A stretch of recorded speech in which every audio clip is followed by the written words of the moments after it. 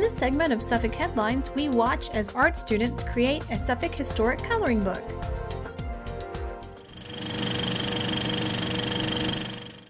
The Suffolk Nansemond Historical Society recently hosted art students from Suffolk in a week-long camp in which the children created a Suffolk historic coloring book.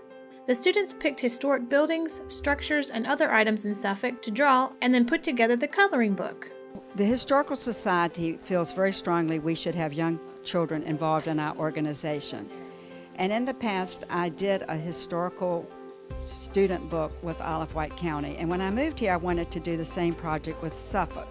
So being president and wanting to have children involved, I wrote the Birdsong Foundation for a grant money to make this project. This project is going to be a coloring book. The dates are going to be paleo times, which is 4 million years ago, and this first book, we're stopping at 1850. We hope this is a success, and we're going to do book 2, which we already have in our minds, starting with 1851. The children, we had a list of topics. The children got to look at the list, pick the topics they wanted to research, and draw. Some topics the child has done the research and the drawing, and some are a collaboration of various students, whether writing, drawing, that type of thing. We tried to cover many facets of our history, starting with the sea. We went to the Indians, the occupations of early colonists, any occupation before 1850. I personally feel the Dismal Swamp plays a huge part of our history. Obviously it does. We've taken main buildings here in the city. We're using some homes outside of the city, and because everybody wants their house in a book, we use things that are on the National Register. Hopefully we're going to get Cedar Hill in the first book, because I think Cedar Hill is just one of the great landmarks we have in Suffolk. We planned it as a week camp. The Historical Society is very involved in this, and Linda Bunch and I have been working together. She is a wonderful asset to our city. This Art League is a wonderful asset to our city. And this project could not go about if I didn't have Linda. And Linda is teaching them many little tricks for doing art for a book. On Monday, we started at the Philip Dawson House, and they got to select their topics on Monday for the most part. Of course, because I'm so ADHD, we're adding things as I go along in the week. But on Monday basically was research. Tuesday was research and writing. Yesterday we came here and we had our first drawing session, and then we did the tour. Today we're doing a drawing session. Tomorrow we're going back to the Philip Dawson House and do editing, finalizing the book, and I'm sure in the weeks to come we're going to be working on it more behind the scene.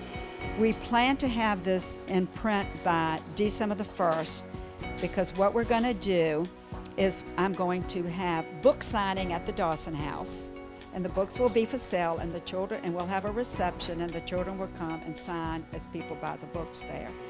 After that, we're hoping various organizations, obviously tourism here, the Dawson House, places around that would sell the book for us.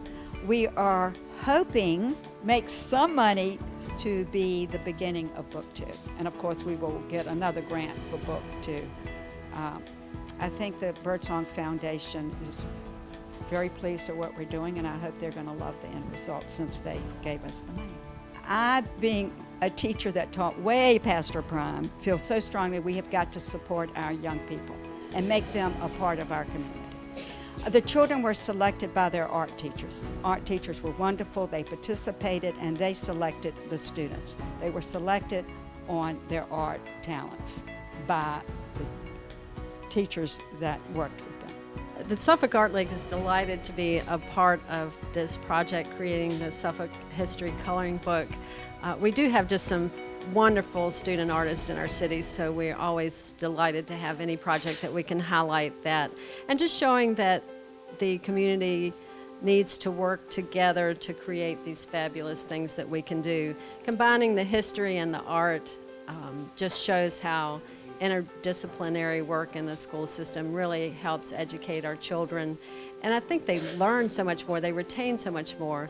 Talking to the students this week, they've learned so much about our city, and now creating the drawings are really finding out what the architecture looks like, the different parts. Oh, that has windows with 8 panes or 6 panes. So it really makes them pay attention to that, the details of the architecture in their work. So it's just been a fabulous week, and we're so looking forward to the finished product. And the Art League, like I say, is very pleased to have been a part of this project all week. Well, right now I'm drawing the paleo times from when Suffolk was 4 million years ago from now. I'm drawing this site where mostly this part was mostly sea with very little sandbars or places of land.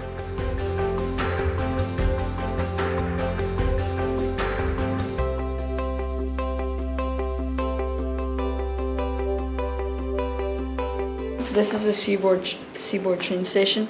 It's just down the road, and I thought it was really cool because I've always been interested in trains, and I learned a lot about it and about how it helped out the area of Suffolk. Yeah, I also wrote a really long project on, like an essay. Well, you can like express yourself, and there's not really any rules. Like when you write, you can write about whatever you want, but there's a lot of like rules. But with art, you can just do whatever. And you can just like sit down with a pen and a piece of paper, and you don't even have to have a piece of paper, and just do it. So this is the Constantia House. It was built in 1720, and it's going through the process where I'm changing it over to the final sheet of paper where it'll be drawn and traced. I kind of like how you can put as either little or much detail as you can put on to every picture, because you can do the way you want it to, and it gives you a lot of freedom to draw. I'm drawing the Webb House. I didn't really know much about the topics, but I got to learn a lot more about the topics after I wrote about them, and now I'm just drawing a picture for them. I just like to draw in my free time because there's not any rules for art, and you can do whatever you like.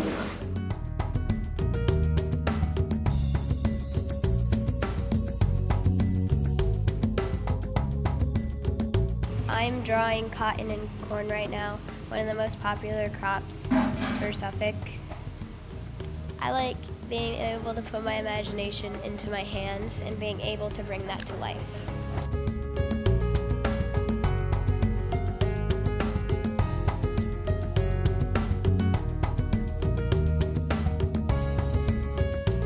Right now I'm drawing pictures that just represent each of the small villages in Suffolk, like Driver and Whaleyville.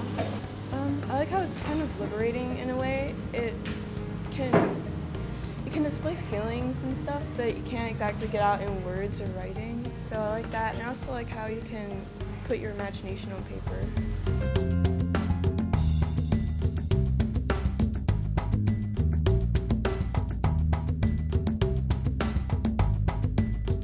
Here I have 3 drawings. This is the John R. Kilby Law Office. This is the Godwin House. Justice Walters drew this one, and I drew these 2, and this is the Nansemond County Courthouse. It's just sort of like if you see something, you can put it on paper, and it's only limited to what you can do, and there really is no limit to what you can do with art.